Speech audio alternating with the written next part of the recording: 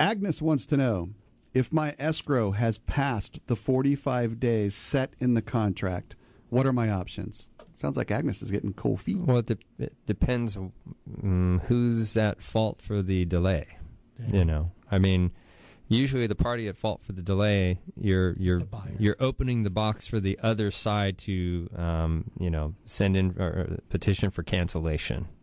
Depending where you're at. If you're the buyer and you're late because of your lending and so forth. When I hear that sounds like there's a loan approval problem. Yeah. So the question is not what happens with the escrow. The question is, do you really qualify for the loan? Yeah. And is your lender telling you the truth? What is the 45? What is she talking about? 45 days versus 30. You can set a time for escrow. Mm-hmm. You can say this is going to be 45 days or I'm out of here. Yeah. Yeah. I mean, depending, a lot of the time, if you're the buyer or you're the agent for the buyer and you work, as a team with the lender, I always ask the lender, how many days does my buyer need? If the lender says that our buyer needs 45, then I'm going to ask for 60. I might not get it, but I'll probably get the 45 I need, or maybe a little more. That's always it. I would say, how do you know? 90% of the time that's a lender issue. Well, because sometimes, depending on what kind of loan it is, if it's a more challenging loan like a VA, you need 45 days. Well, and even CHDAP now. Not really. I would say CHDAP is where I'm seeing this the a state lot program, right CHDAP now, because the state has to approve that. They're running about 3 weeks after the loan's been approved. Mm-hmm. They're taking about another 3 weeks to approve it. So we're doing 45 days on. Yeah.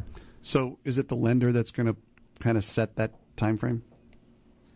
Well, probably the lender's probably going to provide the guidance because realistically, once you get your home inspection and your appraisal and things like that, it's the loan that's taking the 30 days. Yeah. That's almost always the case, is wrapping up the financing. I thought it was like, certain things that you found out in inspections had to be repaired. You got to have termites that got to tent the house, whatever. Sometimes you'll see repairs delay. Yeah. You're waiting for a flood zone report. But that's usually discovered within the contingency period in the first couple of weeks. Yeah.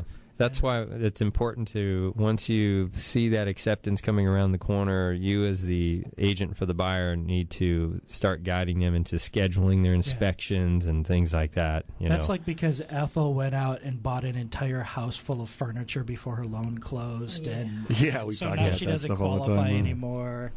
But the more time you can request up front, of course, the better. And if you can close in 30, but you still had 45, let it happen, because every day that you wait or drag out is potential for something to go wrong. And the seller will let you go past the 45 days, but they're going to be really, really concerned. They're going to want specific answers. Yeah, that's when they start asking for actual approval. The seller knows the only reason we're not closing is because you haven't qualified yet.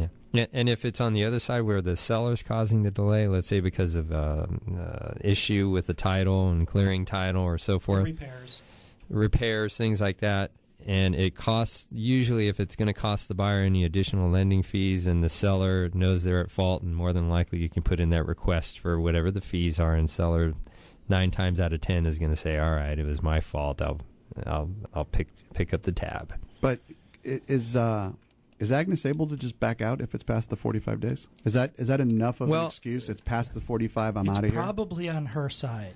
So it might not be an issue. It's more like you have more concern over the seller. If you were ready, saying, okay. If you were ready to fund, ready to close, your loan docs have expired, the seller is causing you and wasting you time, and maybe you saw another house, you can go ahead and put in a notice to perform to the seller, or a cancellation, because you're past that mutually agreed upon escrow timeline. Wow. Read the contract. I always thought it would be tough to nail down how long an escrow takes because there's so many factors. That's why I say never be the party that people are waiting for, because the other party has the advantage and can stick it to you. Ooh. Yeah. You're fired.